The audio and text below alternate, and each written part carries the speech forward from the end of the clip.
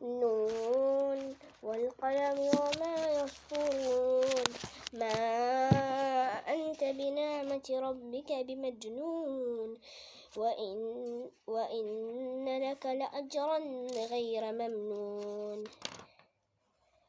وإنك لعلى خلق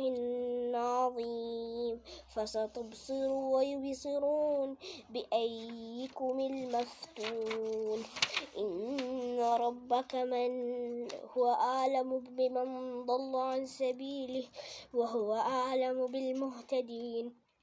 فلا تطع المكذبين ودوا لو تدهن فيدهنون ولا تطع كل حلاف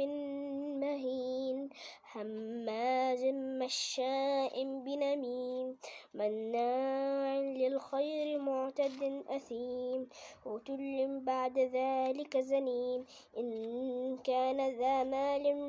وبنين إذا تتلى عليه آياتنا قال أساطير الأولين سنسمه على الخرطوم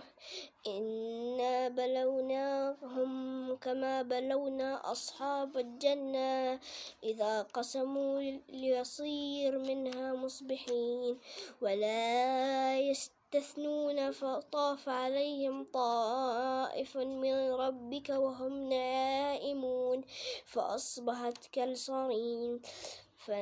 فتنادوا مصبحين إن أغدوا على حرثكم إن كنتم صارمين فإن طلقوا وهم يتخفون إن لا يدخل اليوم عليكم مساكين وغدوا على حرد قادرين فلما رأوه قالوا إننا ضالون بل نحن محرمون قال أوسطهم ألم أقل لكم ولا تسبحون قالوا أسبحنا ربنا إنا كنا ظالمين فأقبل بعضهم على بعض يتلمون قالوا يا ويلنا إنا كنا من الضالين عسى ربنا يبدلنا خيرا منها إنا إلى ربنا راغبون كذلك العذاب والعذاب الآخرة أكبر لو كانوا يعلمون أن للمتقين عند ربهم جنات النعيم أفنجعل المسلمين كالمجرمين ما لكم كيف تحكمون أم لكم كتب فيها تدرسون إن لكم فيها تخيرون أم لكم أيمن علينا باللغة إلى يوم القيامة إن لكم لما تحكمون سلهم أيهم بذلك زعيم أم لهم شركاء فليأتوا بشريك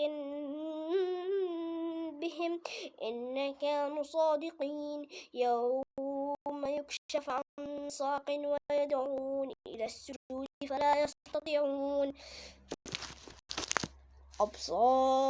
خاشعة أبصارهم ترهقهم ذلة وقد كانوا يدعون إلى السجود وهم سالمون فذرني ومن يكذب بهذا الحديث سنستدرجهم من حيث لا يعلمون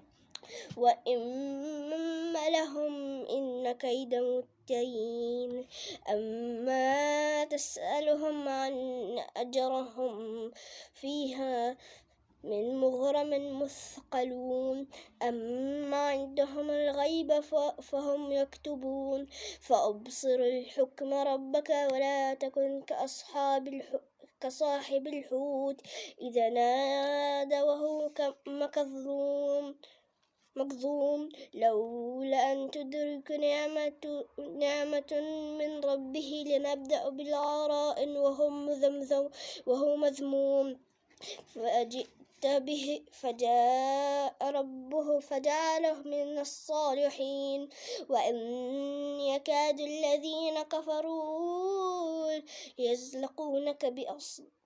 بأبصارهم لما سمعوا الذكر ويقولون إنه لمجنون